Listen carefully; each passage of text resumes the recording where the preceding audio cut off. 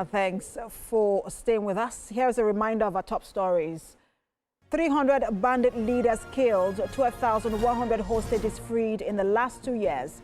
That's coming from the National Security Advisor. 50 years after removal of General Gowon, retired military officers want the armed forces to stay out of politics and government. Outside Nigeria, Prime Minister Keir Starmer announces United Kingdom will recognize Palestinian state by September amid continuous siege on aid in Gaza.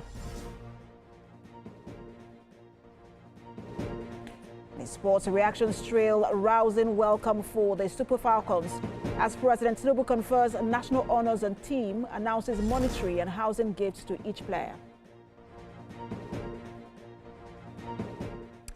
Well, back to our coverage of the 50 years of the ouster of General Yakubu Gowon. To help us expand this further, we're joined by Professor of International Relations and Strategic Studies, David Aworawo. He joins me virtually on the news at 7. Good to have you join us, Prof. So Thank you for having me. Prof, a lot has been said about the impact that the incessant military interregnum had on us as a nation. But I want to get your thought particularly on the 1975 coup and its place in Nigeria's history.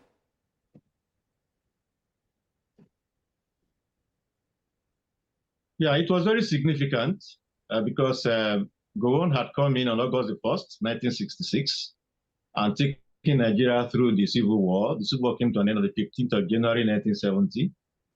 And Gowon promised to hand over government in 5 years. But, you know, on October the 1st, 1974, Gowon announced that he was not sure of when he will hand over again. So that gave the basis for those who overthrew him to overthrow him.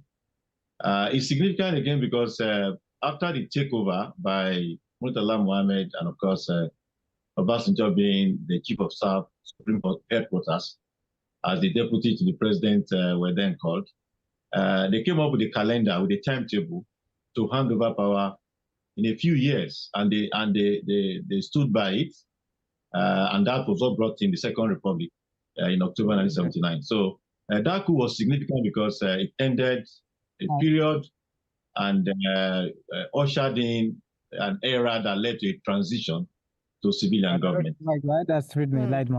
And you know, you said something there about that's General Gowon, saying he was going to lead for 5 years and then extended that.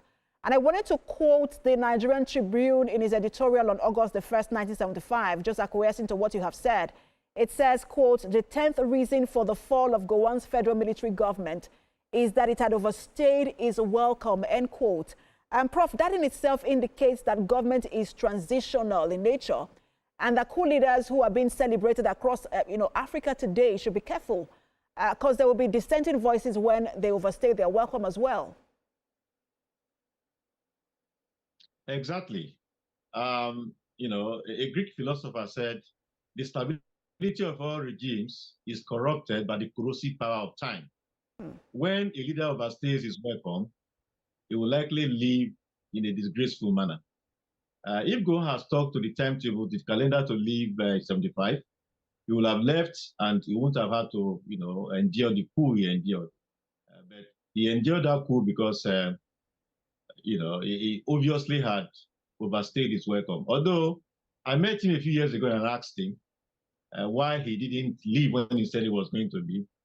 He mentioned the economic plan that he had just put in place that he wanted to implement, but I don't think that was convincing really of why he didn't leave when he said he was going to leave. By the way, when he came in August 1966, he had said he was going to leave in a few months.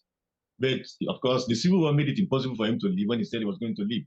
For him now to come after the Civil War, then 4 years after, so now said he was not sure when he was going to leave, it was clearly an indication of somebody who had overstayed his welcome. And of course, that was why people welcomed Murtala Mohammed and the rest when they came, when they overthrew him and started a transition, which we must commend former President Obasanjo for, keeping to, despite the assassination of General Gowon, on the 13th of February, 1976. And Prof, there's some very striking points to note as one reads through history, especially the 1975 coup.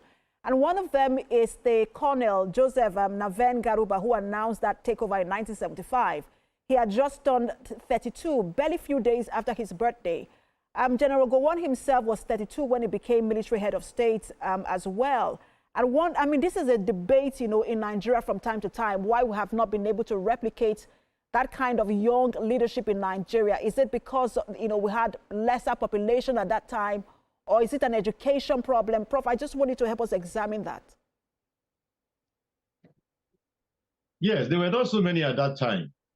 We only had one Major General, Agui Ironsi, and then a couple of brigadiers. We had Zakaria Maimalari and then Ogundipe. So there were not many. So it gave opportunity to the young ones to be able to run. In fact, Gowon was not even 32.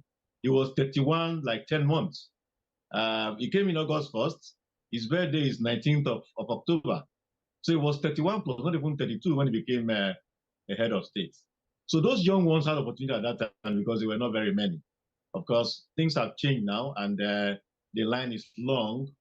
The hierarchy is also very complicated.